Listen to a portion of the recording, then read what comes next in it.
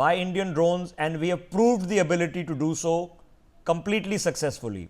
We have also proved the ability that we can get past Pakistan's air defenses whenever we feel like, as opposed to the Pakistanis who have had to send thousands of drones to in and not cause too much damage here on the Indian side. If your subsidiary war aim was that you would deplete the Pakistani war material reserves, I would assume that you have been successful. If your tertiary war aim was that a fundamental policy change would happen, well, that's been announced that India will take, well, it's not been announced, but I've been told reliably that India will now measure, and I'm sure this announcement will come to you very, very shortly. If your fourth war aim was that Pakistan's use of terror tactics be stamped in the minds once and for all in a large segment of the global population and leadership, I think you have been largely successful. You'll never be 10% successful. There are people in the world who still think Hamas and Hezbollah are charities. They will continue to think that LAT and Jaish are also charities. But barring those, at least the global leaders from Europe, South America, North America, in Africa, in Southeast Asia, you have managed to have some success. In the fifth term, you have seen that the China double front threat has been hopefully laid to rest. You can't permanently lay it to rest, but in the interim that bogey has been called. And in the sixth assessment, that the immediate neighborhood, Sri Lanka came and spoke in your support, the Nepalese came and spoke in your support, and your constant baiters in the neighborhood, the Yunus regime and the Muizzu regime, maintained a very, very studied silence, one can well imagine. So, Ambassador Mukherjee, well, here we are, we are waiting for the press conference, so we have to tally up the score, and this is what it looks like to me. What about you? Yes, I think we should wait for the press conference from our side, so that from India's perspective, we hear from the Foreign Secretary exactly what has been agreed upon now, 2 days later, etc. As far as a neutral venue is concerned, that also is a very interesting perspective. Which neutral venue? Is it going to be Washington, D.C.? I presume if it's President Trump, it would be Washington, D.C. But then that has a lot of implications, because it means that we are accepting American mediation, official American mediation between India and Pakistan, something that we have rejected right from 1947. So these are all terminologies which the Americans have used, because people like Trump, they are like bull in China shops, they just rush in. We have to find out exactly what has been agreed upon. Secondly, if there is no ceasefire tonight, it's an excellent opportunity in my perspective, because I believe in Chanakya. We should go in tonight and destroy as much as we can of their air defenses and their forward airfields. It's a great opportunity for India, if the ceasefire is not immediate, to do it tonight. Absolutely. Then we would add to your tertiary aim, Rishabh, the tertiary aim, which is destruction of Pakistan, feeble Chinese air defense systems, and destruction of China, of the reputation of Chinese air defense systems internationally, because everybody knows that all these weapon systems have all been given by the Chinese, barring the drones, which have been given half by the Chinese and half by the Turks, and a little bit by Azerbaijan. So these things we should do tonight. I do hope the ceasefire is only from tomorrow, and we have a great night ahead of us. Okay. As far as the rest is concerned, Rishabh, let's wait and see. I am very interested in this wording on neutral venue. What does it mean? Neutral venue. This has been used at us. I remember through my entire diplomatic career, so many times people have suggested neutral venue. Earlier on, it used to be the Brits, because they love to interfere in a mess that they have created themselves. Then it used to be suggested by the European Union, and from time to time it used to be suggested by the Americans, particularly when the Pakistanis were in their left pocket and they thought they could put India in their right pocket. So we have to wait and see.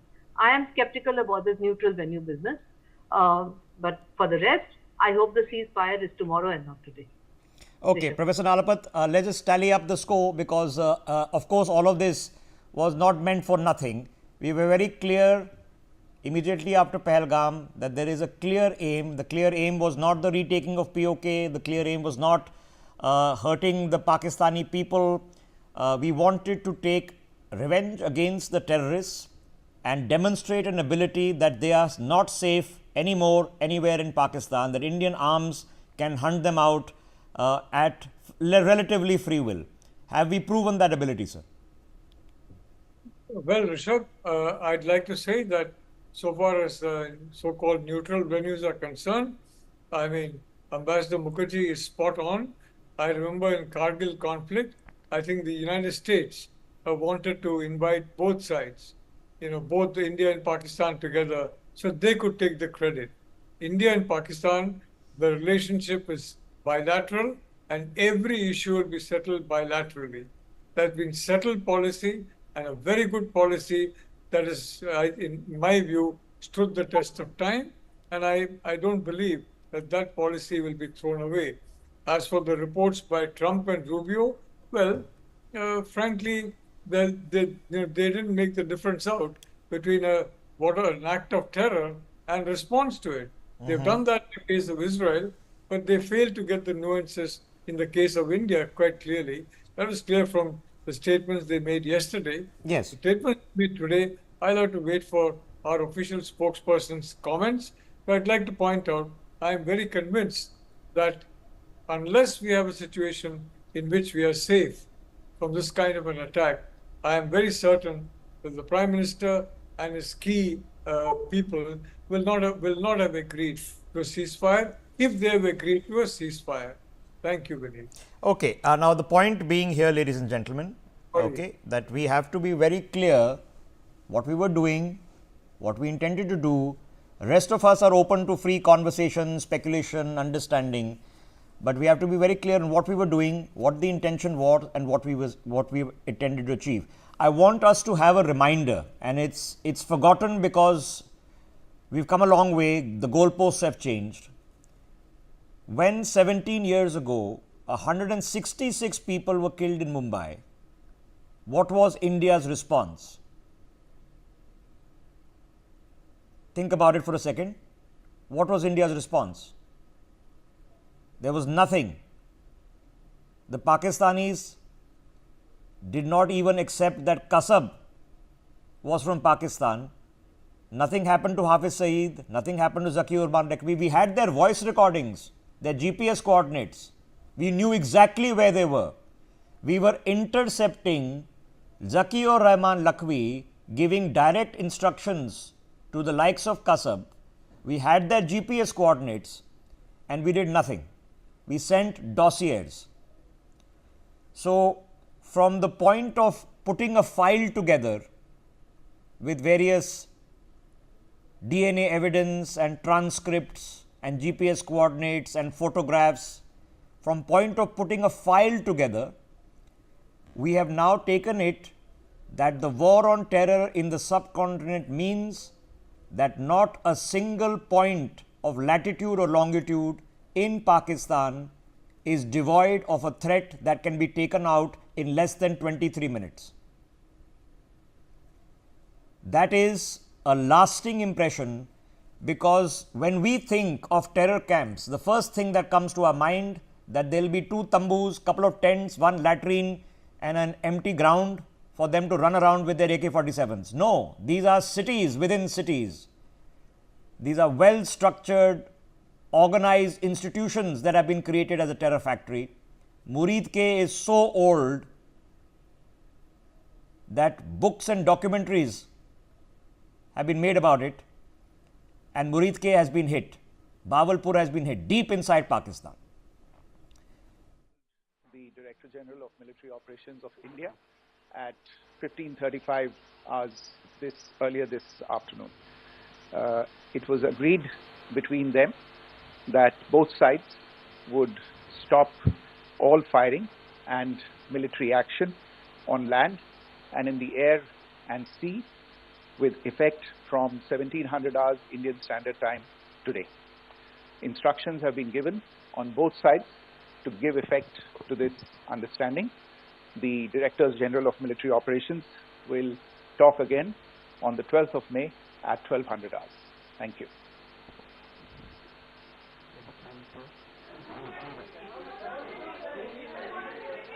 That's it. That's the statement. Short and sweet. It's done. Ceasefire has been imposed as of 5 o'clock. So, as of 56 minutes ago, a ceasefire on land, air, and sea has been confirmed in a conversation that has been held at the DGMO level. So, the Indian DGMO, Director General Military Operations, has spoken to their Pakistani counterpart, and a ceasefire has now been declared as of 56 minutes ago. So, ladies and gentlemen, on the face of it, this now 3.5 day very intense exercise, very intense Operation Sindoor, in its present moment, it would seem, has concluded. Ambassador Mukherjee, it has been confirmed in substance, if not in the rhetoric of Donald Trump, in substance, the Foreign Secretary has confirmed it. Defenses. I don't trust these people, and I certainly would be very vigilant for the next 1 week because there are so many rogue elements on their side. If we lower our defenses, you might find some catastrophic strikes in Punjab or in Jammu or somewhere else. So I would be very vigilant, at least for 1 week, and I would also wait for a statement from our Prime Minister confirming what has been said. Because DGMO, with due respect to the DGMO, that level is a very good level to announce a ceasefire, but it needs to be confirmed at the political level, at the highest political level, especially because of what the people, Indian people, have gone through on our side, and which we have discussed, Rishabh, the terrible nights of fear and darkness that people in Jammu and Amritsar and Chandigarh and all these other places have gone through, Jodhpur. I think I would prefer to be vigilant for the next. Okay, yes. Now, we don't have a time. I can well imagine, and it would be fitting that a national address from India's Prime Minister is upcoming, and he will, I am very, very sure, be defining to us exactly, from all the information that he is privy to, that you and I are not, of what the intent and purpose was, what we knew where these planners and organizers and masterminds and ideologues were hiding, who all we've hit, what we've taken out, what was the intent and purpose, and where we go from here. The longer term defeat of Pakistan lies in India carrying on its business and watching from the sidelines as Pakistan slowly rots and disintegrates. We've been watching for the past several years. I promise you, as a very human example, when I began my career, every single day, right here on Newsx, every single day, we would be discussing Pakistan. Every day. It would be Kashmir, Pakistan, Kashmir, Pakistan. As a news editor, it was very easy for me to pick a story. Let's do something on Kashmir, let's do something on Pakistan. We've been OCD about Pakistan. We've been hyphenated as Indo-Pak for a long, many generations. And I've seen that break away in the past 10 years. Earlier, every time there was a state visit, any diplomat that came, any senior dignitary that came, they always went to Islamabad, then to Delhi, or Delhi to Islamabad. We were also always hyperventilating of what the Pakistanis were up to. That's changed. India has moved on. Now, on the 29th of May, an Indian heads into space. We have our own space program that is going to be putting Indians into space in just a few years. We are thinking semiconductors, we are thinking port building, we are thinking that within a few weeks we'll be the 4th largest GDP in the world. And the strategy to deal with Pakistan has changed. We are letting them choke into the own devices with the own snakes in the backyard they've created. But there has to be a line, and the line is very nice and fine that people are driving better cars and have better homes and better jobs and livelihoods, and entrepreneurs are creating billion-dollar firms in this country. But if they are not safe in our streets from being shot in the head, then it's worth nothing. So that line has now been drawn firmly in the sand. R.K. Bhargav is with me in our studios. Mr. Bhargav, your quick response. I think day before yesterday I was on one of the channel and I was asked about the situation. I said ki Pakistan has mounted a lion or a tiger and now it is finding it difficult to get out of it. It is waiting for some sort of help or some people who can get him out of this lion or tiger, whatever it is. And I think I was right, because I think the Pakistan was in dire need of this ceasefire, because it was slowly running out of its ammunition. Of course, it was given to him by China or Turkey or Azerbaijan, but it is not manufacturing, it is not producing any armament, any drone or anything to continue the fire, to continue the fight. Whereas, as far as the India is concerned, perhaps we are at least this much of self-sufficient that we can prolong the war if we want to. So, this opportunity has come in the favor of Pakistan to diffuse the tension and go back silently to its public ki okay, they can Pakistan will save its face ki yes, because the America has put on pressure on us, it asked the India to go back, and so now the peace is there. This is the peace which we have brokered. I mean, from the Pakistan side, their ruler would say to their public, yes, we have brokered the peace. So they will go with a high neck, or you can say with a face up. So I take it that way, because this is something, of course, we were just few hours back we were discussing how now what the India is going to do, because once it said okay, any act of terrorism will be an act of war. So we were just worried, or we were just wondering that what the Pakistan can do as an act of terrorism, which can force us to go for a war. So anyway, that was something like targeting the civil. So, well, in the recording of this event, this will be recorded as Operation Sindoor. India and Pakistan came to the brink of war. It wasn't a war. It took 72 hours, and now we have to simply tally what the point was and what has been achieved. Now, I've got a further clarification on Ambassador Mukherjee's point, which has been cleared by Donald Trump. So let me touch base with you before I let you go, ma'am. I think Ambassador Goyal is also joining us. There has been no decision to hold talks or any other issue at any other place. That's what's been told to us. Now, what any other issue in any other place means, that does not preclude that talks on this issue cannot be held, but no other issue will be discussed. So, as far as I am concerned, that tells me that on other matters like Indus water and so, status quo ante remains. Your assessment, ma'am? My assessment is there is no question of any talks between India and Pakistan at the level of Prime Minister or Foreign Minister in a neutral venue. This is something that we have rejected from 1947. If there is any talks about talks, it would be on how Pakistan should stop using terror as a weapon of war, since we have now declared that acts of terrorism on the part of Pakistan will be defined by on our side as an act of war. Otherwise, I don't see any possibility at all of us ever accepting bilaterals between India and Pakistan at any level in a neutral venue and with a transactional president like Donald Trump. It would be in the Oval Office. I don't know who he will treat like he treated Zelensky on the first time he met Zelensky. That's not going to work between India and Pakistan. Okay. We will totally reject it, and I think that this is complete fabrication or imagination on the part of Trump, just as the way he used to announce tariffs 220%, then bring it down to 20%, then bring it up to 80%.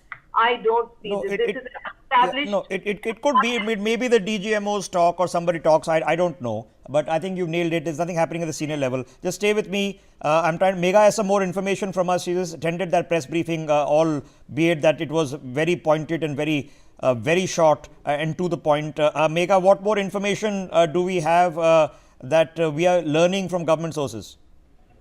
Yes, you rightly mentioned, a very pointed, extremely brief briefing that was done by the Foreign Secretary earlier today, just a few moments ago, just about less than a minute, and he conveyed the message that had to be conveyed, that the Director General of Military Operations of Pakistan ended up reaching out to the Director General of Military Operations of India. This happened at 3:35 p.m. After that, there has been a ceasefire that has been agreed to on land, on air, in air and at sea, which is at 1700 hours, which is 5 p.m., which is already in continuance. And the DGMOs of both the countries are going to be meeting on 12th of May. What's also interesting to note over here is that Marco Rubio, in that long message that he has put out on a tweet on X, has said that there is a proposal that has been made by America for both countries to come on a neutral side and then discuss and hold talks on a broad set of issues. Now, that's something on which the Foreign Ministry has not made any remark. The Foreign Secretary did not take any questions from the media. Just maybe 30 to 40 seconds is all that he took to make that announcement, and he walked away. We are getting to know that in about 10 minutes' time, the Indian Army, the Indian Navy, and the Indian Air Force spokespersons are going to be arriving at the press conference and are going to be giving us a detailed presentation. So we are awaiting that. Okay, so you're saying that a further presentation is coming our way very, very shortly. This will be by the representatives of the Army and the Air Force. So stay tuned. We'll get more details. The in principle big decision has been announced. What Megha has further added is that on the 12th of May, the DGMOs will be holding a conversation. But we have a clear position that we've learned from government sources that there is no other issue of conversation on the table other than the ceasefire modalities itself. So there is clarity on that. The venue per se, whether it be a telephonic conversation or otherwise, as soon as we find out, we will let you know. Megha, did they mention where is this meeting going to be a physical meeting or will it be a virtual meeting? Again, no communication to that end has been at this time provided by the Foreign Ministry. The DGMO of Pakistan, when he reached the Indian DGMO, the Director General of Military Operations, that was on a phone call. I think now that we will have time for the next 48 hours is when May 12th happens. Likelihood of a physical meeting cannot be ruled out, but no such mention has been given by the Foreign Secretary in that brief statement, one-line statement that he made today. Okay, all right, Megha. Now you stay there till we get the details of the briefing from the Air Force and the Army. Thanks for joining us. Let me quickly rope in Ambassador Goyal. Ambassador Goyal, here we are. As quickly as it started, it has ended. It is already over in terms of the ceasefire already being declared. I'm trying to get my reporters to confirm to me whether the firing and shelling on the ground has actually stopped. Let's not take it for granted that all the local commanders on the Pakistani side are behaving themselves. So we have to absorb that. But your first quick reaction? Rather sudden, very, very sudden. After Trump said that they will not, he offered the mediation effort, and after once said that we are not going to mediate, we are not going to come in between. Rather sudden, I would say. But the press briefing and the one-line statement from the FS was very interesting. And I fully concur with Ambassador Bharati Mukherjee that it was simply a declaration of cessation of war, cessation of military conflict. Nothing beyond that, nothing except it. And therefore, everything else remains really, at the moment, in the realm of speculation. We will lead to more details. I want to say one thing here, Rishabh. I mean, if we were to just agree to a ceasefire without any actual action from Pakistan on as an origin of terrorism, as a perpetrator of terrorist activities in India, it would be very, very disappointing. What we have always agreed and what we have always underlined is that we are prepared to talk to Pakistan anytime about the terrorism. And once that's not the terrorism, then we can go further and talk about the other things. Therefore, I would really, really wait for the details Okay. of the agreement to know what actually happened and where we stand. Okay, no, that's perfectly fair enough, because what we need as a country, and I'm trying to put the puzzle pieces together, that what were our war aims, what is our assessment of what we've achieved. We have definitely taken out some high value terror targets. We have definitely done something we haven't done in 50 years, in fact haven't done ever, which is to go in and hit Muridke and hit Bawalpur deep into the heartland of Pakistan, to make sure that the terrorists know that they are not safe anywhere. We have proven our ability to do so. Therefore, we have disproven the strength of the Pakistani air defense system. So, there is some clarity there. So, if you began with the question that if you wanted to avenge 9/11 and the end goal was probably not in Iraq, but probably in the capture and elimination of Osama bin Laden as the head of the organization, if that was the premise, well, we began with the premise of avenging Pahalgam. That was the premise, it was the stated intent, it was a stated premise. Now, you can argue well that destroying a couple of buildings and killing a few terrorists does not end the terror machinery in Pakistan. That would be a truism. Of course, it doesn't. Just like world terror has not ended. But the question we have to ask ourselves is what has changed. Ambassador, I'm just coming to you. I just want to take a ground perspective, which will be educative to all of us, whether of what's happening on the ground. Ajay, my colleague, is there. He's been there through all the nights where he's been seeing the shells exploding pretty close by. Ajay, what's the situation now? Are we seeing silence on the Western Front?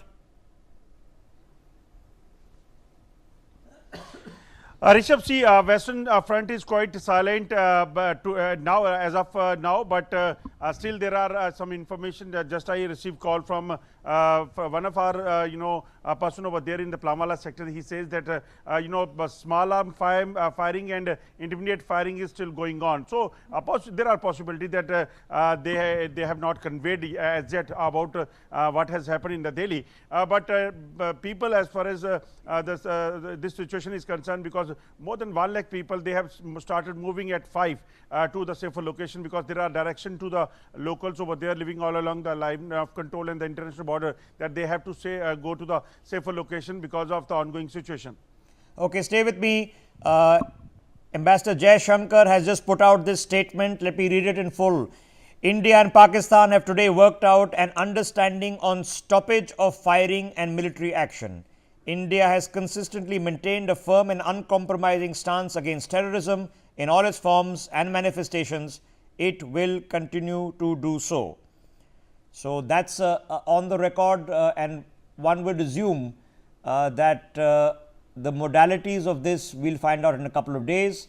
But what we are expecting now to figure out is what were the war aims. And I was just on that thought, and let me pick up that conversation. Ambassador Goyal, if the premise was avenging Pulwama and that's it,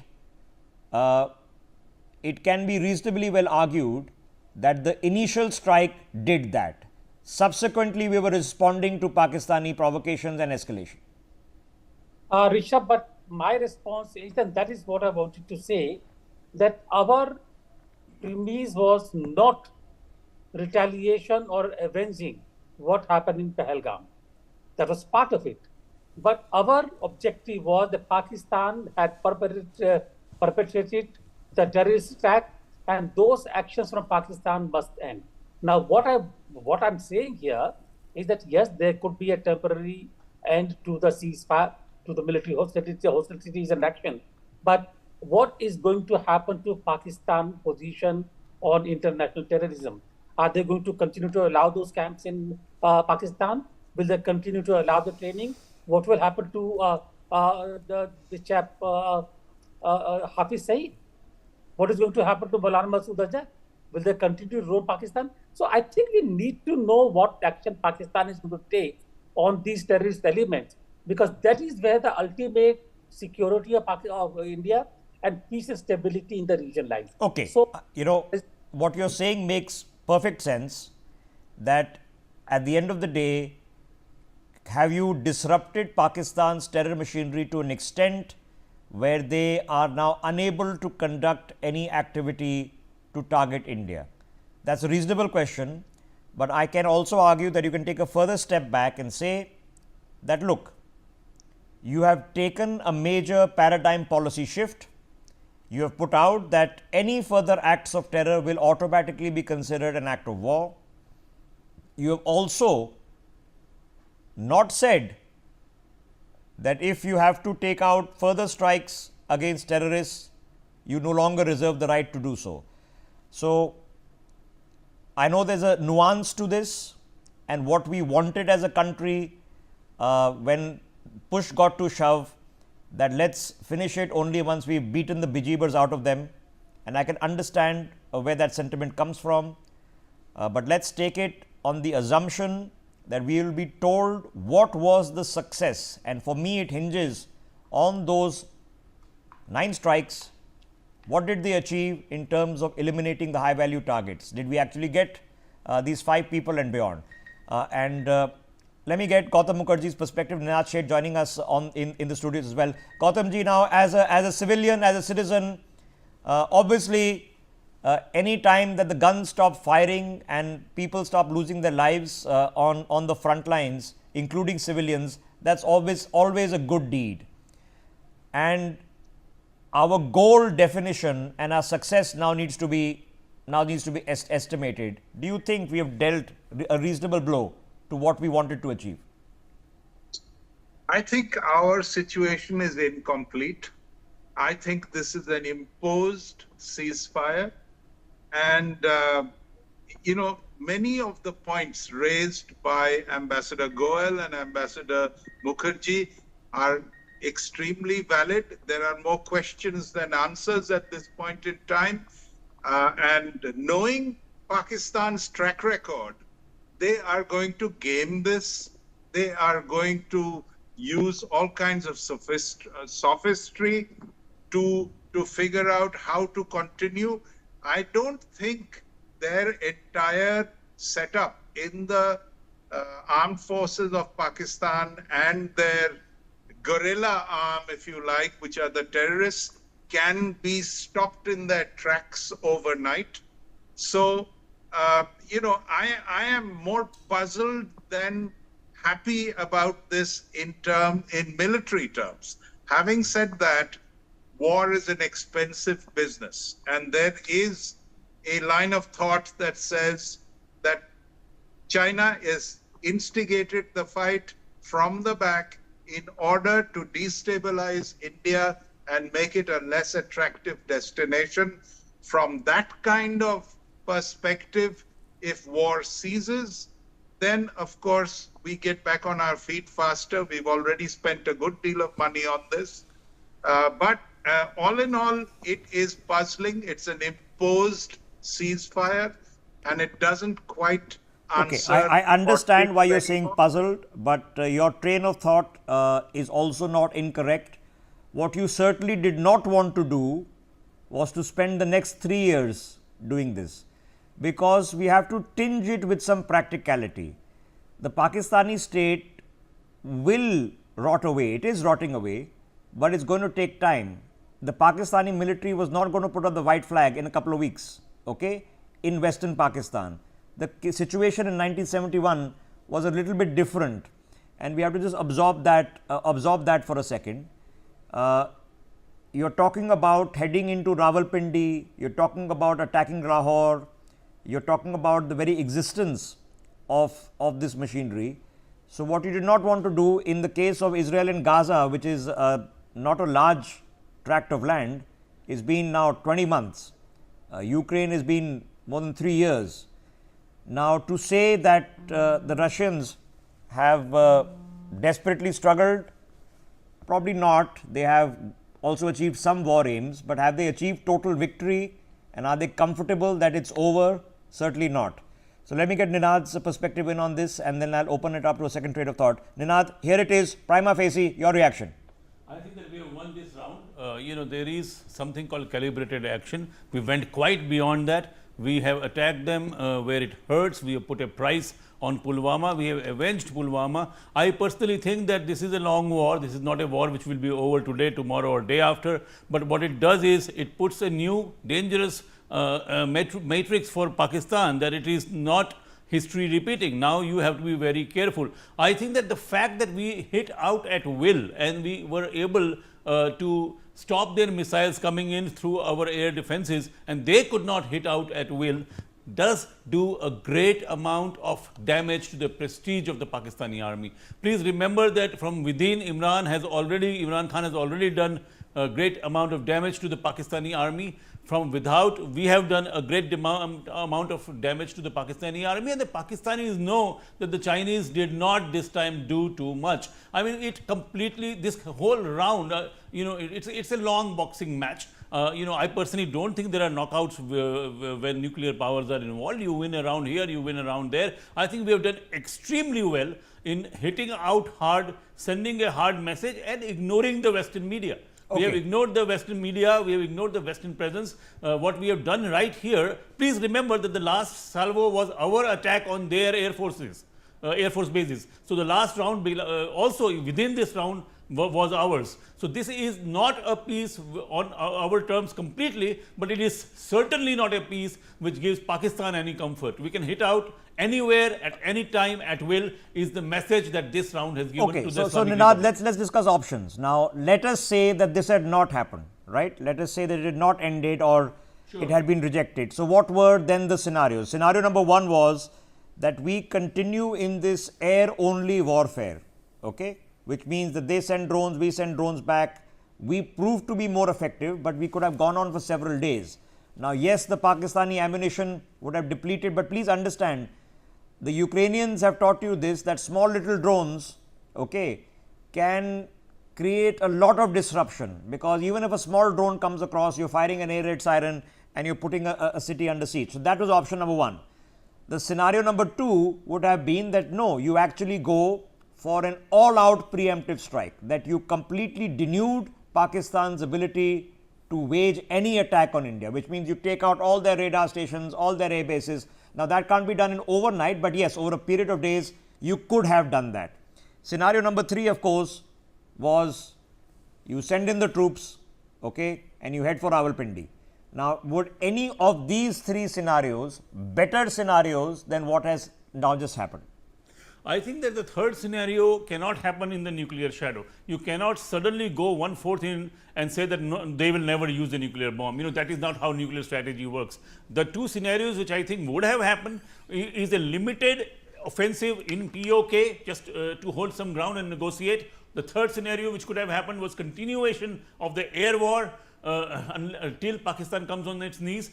Or the fourth scenario, which is even more important and in the long run I think is very encouraging, is that this is not the Pakistan of before. This is a fissy-porous Pakistan. The Pashtuns want out, the Baluchs want out, the Sindhis want out. We have a long rope to play with. I think we have done a very, very good deal by sending this message, by killing 100 terrorists, by hitting at will. That to me is very important. We have hit at will. And we have shown Munir that he just did not have the capacity to counterattack even in a limited way. The message is that the next round could be debilitating for them and could come from within as well as without, as had happened with Bangladesh. So I think we have done well. We have bought time. We have sent a message, and we should just hunker down and now choose our other options, which are inside Pakistan. Okay, so let us measure it one by one. Okay.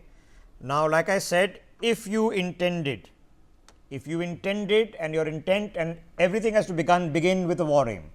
The first conversation you have to have is, what are we trying to achieve? Now, that can change in the subsequence of actions. What were we trying to achieve? What are the lasting consequences? What are the temporary consequences? And that's what we have to come and examine here.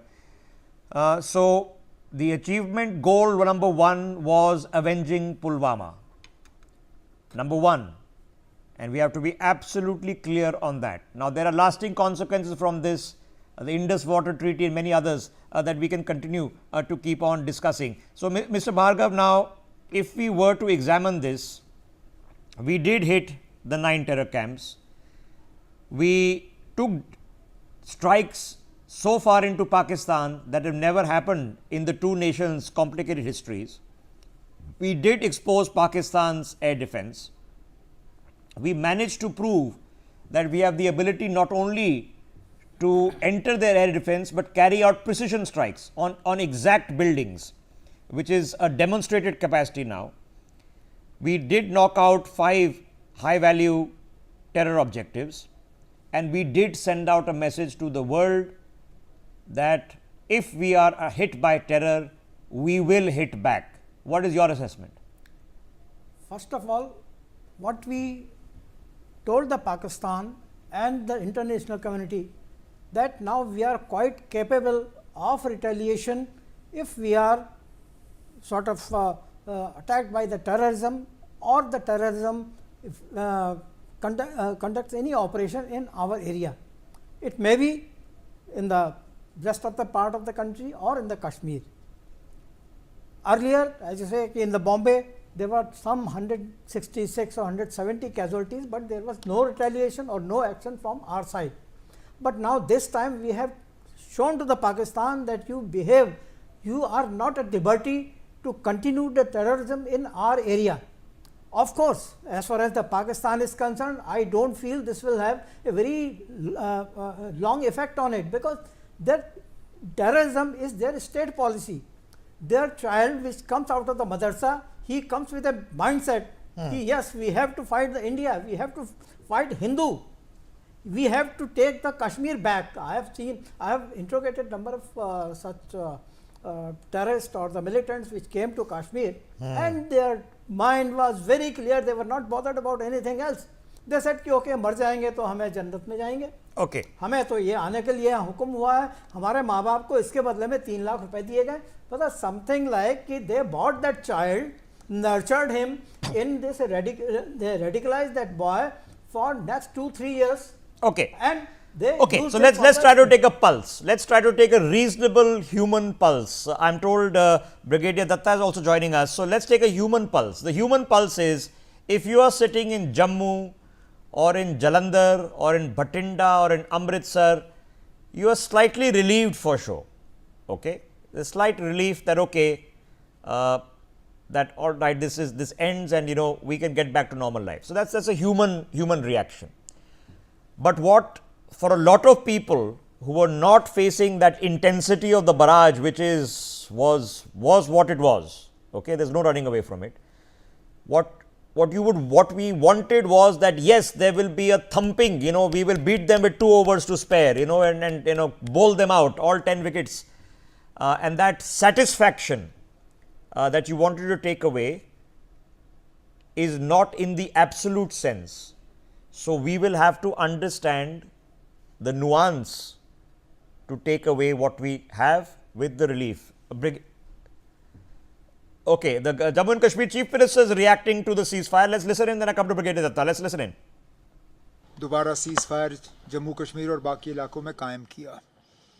अब मौजूदा जम्मू कश्मीर की हुकूमत की अब जिम्मेदारी बनती है कि जहाँ जहाँ नुकसान हुआ है, नुकसान का हम मुआयना करें, असेसमेंट करें डैमेज, और उस नुकसान का जो है लोगों को हम रिलीफ पहुंचाना शुरू करें.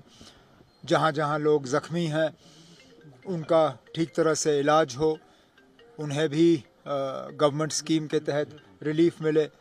और जैसे आज सुबह ऐलान हुआ है, जहाँ जहाँ कीमती जानें गई हैं उन लोगों को हम वापस नहीं ला सकते, लेकिन कम से कम उनके गम में शरीक होकर उन घरों को हम थोड़ा सा रिलीफ पहुंचाने का काम करेंगे. उमर साहब, आज आप जम्मू में थे, you had a first hand stock of the situation there.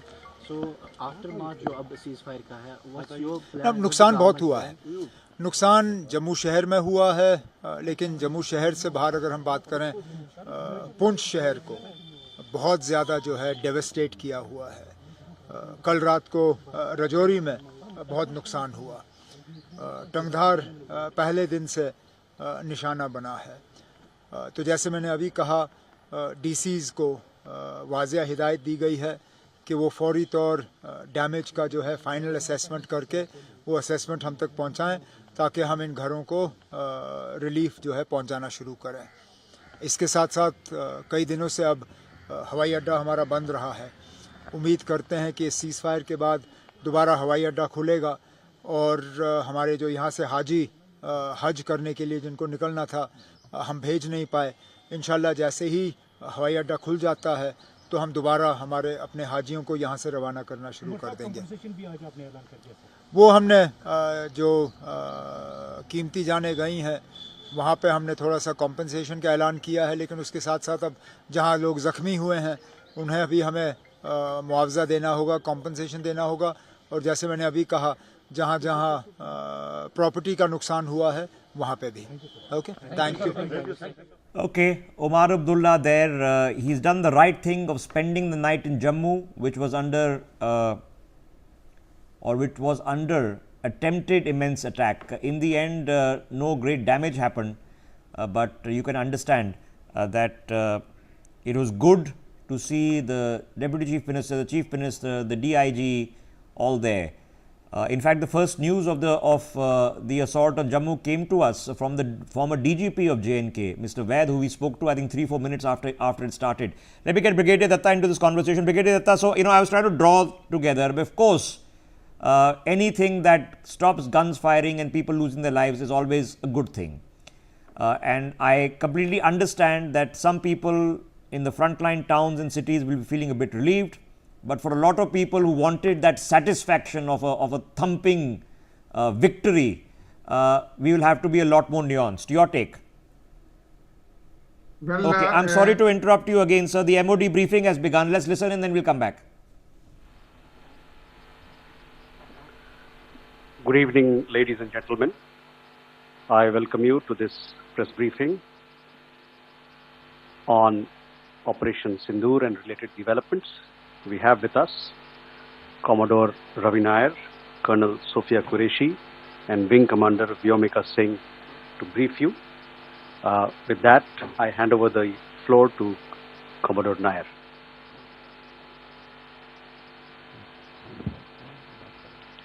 Good evening, ladies and gentlemen. As the Foreign Secretary had said, you're aware there's an understanding that has been reached to stop all military activities at sea, on the air and on the land. And the Indian Navy, Indian Army and the Indian Air Force have been instructed to adhere to this understanding. Since the tragic events at Pahalgam, you're aware that our responses have been measured and very responsible. Details of these have been shared with you over the past few days through our various press briefings. What has also happened is that there is a significant amount of misinformation that is being undertaken from the other side. And as a professional military organization, we thought it is also our duty to dispel those misinformation aspects, as also state the facts of the case as they stand. Towards that, I will now hand over to my colleague, Colonel Qureshi. नमस्कार। अब मैं आपको पाकिस्तान की miss information campaign के बारे में अवगत कराऊंगी। पहला, पाकिस्तान ने यह क्लेम किया कि उसने अपने JF-17 से हमारे S-400 व ब्रह्मोस मिसाइल बेस को नुकसान पहुंचाया, जो कि बिल्कुल गलत है। दूसरा, उसका यह भी मिस इन्फॉर्मेशन कैंपेन था कि हमारी एयरफील्ड, जो कि सिरसा, जम्मू, पठानकोट, बठिंडा, नलिया और भुज में है, ये उसका मिस इन्फॉर्मेशन भी बहुत गलत है। तीसरा, पाकिस्तान के मिस इन्फॉर्मेशन कैंपेन के मुताबिक हमारे एम्यूनिशन डम्प्स जो चंडीगढ़ और बियास में है उसका डैमेज हुआ, यह भी बिल्कुल गलत है। हमने आपको मॉर्निंग ब्रीफिंग में बताया था विद फैक्ट्स एंड फिगर के साथ कि ये सारी चीज़ें बिल्कुल सही सलामत हैं। अब मैं आपको बताना चाहती हूँ कि पाकिस्तान के एक प्रेस कॉन्फ्रेंस में ये बात की गई थी कि उनके सीनियर मिलिट्री ऑफिसर्स, जो कि पूरी तरह से ये भ्रामक है और तथ्यों से दूर है, कि पाकिस्तान की ओर से ये झूठा आरोप भी लगाया जा रहा है कि भारतीय सेना ने मस्जिदों को नुकसान पहुंचाया। मैं इससे बिल्कुल स्पष्ट करना चाहती हूं कि India is a secular nation और हमारी सेना भारत के कॉन्स्टिट्यूशनल वैल्यूज की एक बहुत प्यारी झलक है। इंडियन आर्म्ड फोर्सेस ने पाकिस्तान को बहुत भारी नुकसान पहुंचाया, उनके मिलिट्री इंफ्रास्ट्रक्चर्स को, चाहे वो लैंड एसेट्स हो या फिर उनके एयर एसेट्स। यही नहीं, इंडियन आर्म्ड फोर्सेस ने पाकिस्तान की एयरफील्ड्स स्कर्दू, जकोबाबाद, सरगोदा और बुलारी को बहुत नुकसान पहुंचाया। इसके अलावा पाकिस्तान के air defence system, radar system, उनको भी एयर स्पेस में अनटेनेबल किया। यह भी बताना चाहती हूँ कि लाइन ऑफ कंट्रोल के पास पाकिस्तान के command and control, logistic installation और उनके मिलिट्री इंफ्रास्ट्रक्चर, मिलिट्री पर्सनल का इतना भारी नुकसान हुआ कि पाकिस्तान की ऑफेंसिव व डिफेंसिव कैपेबिलिटी को नष्ट कर दिया गया। अंत में मैं फिर से ये बात दोहराना चाहूंगी, इंडियन आर्म फोर्सेस पूरी तरह से तैयार है, सतर्क है और भारत की संप्रभुता और अखंडता की रक्षा के लिए पूरी तरह से कमिटेड है। धन्यवाद। जय Hind.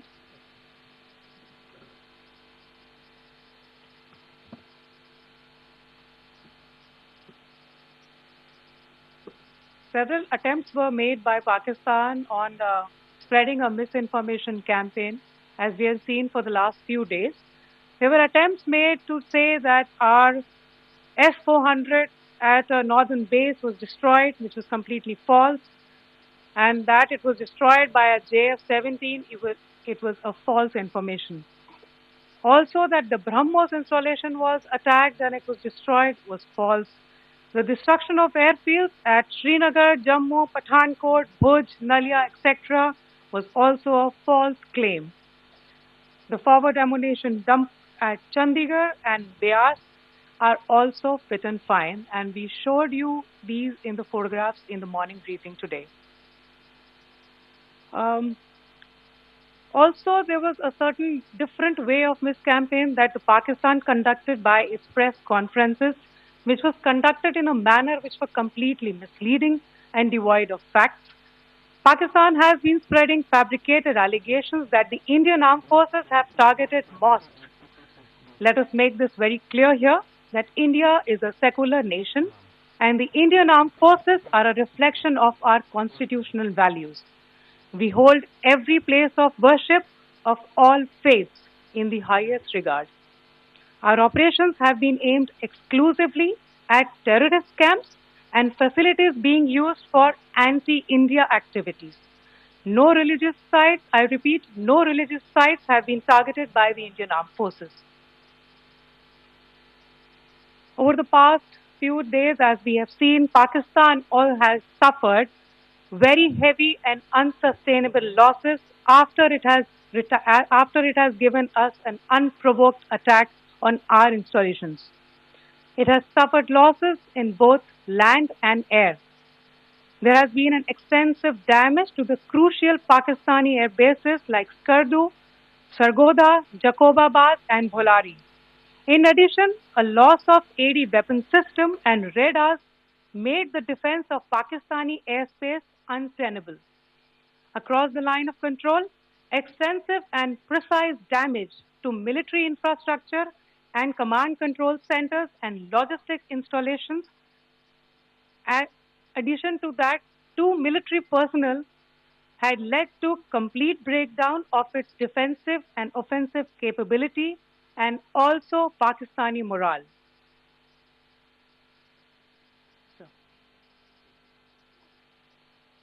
In conclusion, let me reiterate that whilst we will be adhering to the understanding that has been reached today, that is the Indian Army, the Indian Navy, and the Indian Air Force, we remain fully prepared and ever vigilant and committed to defending the sovereignty and integrity of the motherland.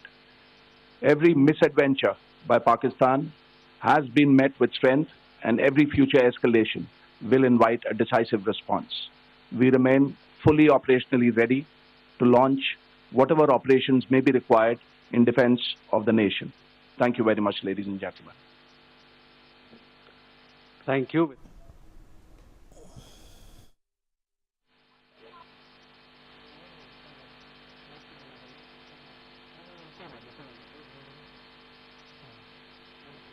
There you had it. That's the briefing we've gotten. There are a couple of points, salient features. Number one, the claims that the Pakistanis have made that they've struck our air bases, that they've destroyed S-400 missile silos.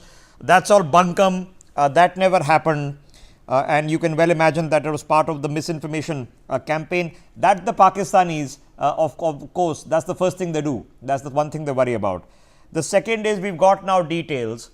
And there are satellite photographs also which we can put on your screens, that the Pakistani air bases in Skardu, Sargodha, Jacobabad and Bholari have suffered extensive hits. While of course this does not eliminate the Pakistani Air Force's ability to do anything, if the runways and all have been damaged in the immediate term, they get of course depleted in terms of their operational effectiveness. We've also been informed that we have taken extensive hits on Pakistani's air radar and monitoring systems, which of course also further damages their ability to function effectively in the near term. Brigadier, sorry we've been interrupting you repeatedly, but for good reason. I just want to take your assessments. You heard the MOD briefing. Now, what's your quick take? Well, the ceasefire is a welcome step, I feel, because though India was ready, and I really like the muscular nationalism which has been exhibited by India, and India and India alone could do it. But the tension which was there, the Pakistan got a good taste of our power. The Pakistan was really shivering, and they were down in the boots, their morale. And a point has been conveyed to Pakistan that should you indulge in any kind of misadventure, this is the kind of treatment which you are going to get. We are going to pinpoint, we have pinpointed the targets, the buildings, the trading centers. We are not very far when we will be tracking the leadership of these terrorists. We'll be tracking the guys who are involved in the terrorist activities, be it ISI agents, be it ISI, be it Pakistan Army, or the terrorist tanzeems themselves. So the point is quite clear and lucid. Secondly, I also want to thank the government that we have used a very calibrated and a responsive response, because India could have run over Pakistan within few days, because there's a Chicago University's report which says if India uses all its might, it can run over Pakistan within 3-4 days. The kind of financial disarray they were in, the kind of political disturbed area they were under, the BLA was pressing them from their side, the Khyber Pakhtunkhwa was being superimposing on the Pakistan Army, and India was pressing from this side. The Pakistan had no way to go. So Pakistan is also clear that where they were standing, but since it is a it is the Pakistan Army dominated governance which is there in Pakistan, because in India the government gives the instructions to Indian Army, whereas in Pakistan the Pakistan Army gives instructions to the political leaders that what is to be done. So the sheen and shine of the Pakistan Army has also gone down the drain, and they will have to take a lot of years, a lot of hard work, a lot of toil, a lot of confidence building, and trust issues are there as far as the people are concerned. And I'm sure that Pakistan has learnt a very great lesson, and it's a very good step for people of both the countries, because bloodshed is no answer. I mean, we have seen so many wars, we have seen so many conflicts. We get back to square one. 65 we had a war, 71 we had a war. We returned all the lands. The prisoner of wars were returned, but the loss of life was can never be compensated, or they cannot come back. So it is a welcome step, and I hope good sense prevails in Pakistan, and they, remain like a good neighbor. Though it is difficult to believe on Pakistan, but yes, they also know that what kind of steps India can take, and we don't need anybody's permission. Like this time also, no permission was sought from any country. If we have to drive our point home, we will drive it, and we will drive it hard. So that is what I have my take on, and it's a welcome step that the government has accepted, and the United States has intervened, because it is also in the interest of United States. They want a stable Pakistan, because USA will never lose its foothold in Pakistan. Though we enjoy very good relations with them, but still, with the ulterior motives, America will always, keeping a foot in Pakistan. So I feel both the countries are relieved, and let's hope that there is no violation. And the DGMOs are already, talking on the hotlines, and hope of course, the thinning out of troops will take some time, but the ceasefire, if it is implemented, the guns will stop moving the ammunition. Okay, well, permanent ceasefire violations are, of course, a distant dream. Ladies and gentlemen, it is always imperative that when something major happens, we take a cold, hard look. And the reason I use the words cold, hard look is because then we understand what is that we wanted to do, what is that we have achieved, and of course, what are the lessons we have also learned along the way. So let's take this up step by step. What is it that we were looking to achieve? The first achievement, ladies and gentlemen, and the first aim had to be avenging Pahalgam. That was the premise from where this began. That was the original attack. Now we know that 9 sites were targeted, and 5 terrorist leaders, organizers, planners have been neutralized in their core headquarters like Muridke and Bhavalpur. This is the first major achievement. The second major achievement is that you have depleted Pakistani war materials and their ability to effectively carry on with normal military operations, with the striking of their air defense systems as well as their forward Air Force air bases. Achievement number 3 at this point of time, which needs to be tabulated, is that we've been reliably informed that this has been clearly communicated that India has updated its policy, and from going forward, terror now will be considered an act of war on India. That's a paradigm policy change. Achievement number 4, which needs to be tabulated, is that as we are examining Pakistan as a terror state, this thumping message has been sent globally. Will it be universally received? Well, there are people in the world who think Hamas and Hezbollah are also charities, so probably not. But in a real sense, it has been communicated effectively to a lot of capitals and a lot of people of what Pakistan is and stands for in terms of terror. Achievement number 5 in the tabulation of the last 2.5 weeks, we have proven India's ability to hit anywhere in Pakistan. To hit anywhere in Pakistan and with immense precision. Now, we have been acquiring this ability for long many years. It has never been demonstrated or tested in action And now with the initial 9 strikes and even the subsequent activity, but particularly in the initial 9 strikes, we have proven that we can hit anywhere in Pakistan within 23 minutes.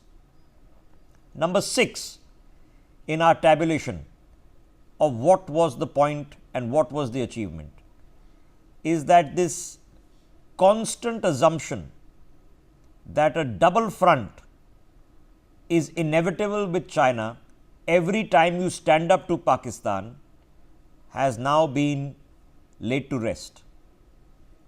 If you are targeting terror targets, if you are defending your country, the Pakistanis have not seen the Chinese come running to die for Pakistan.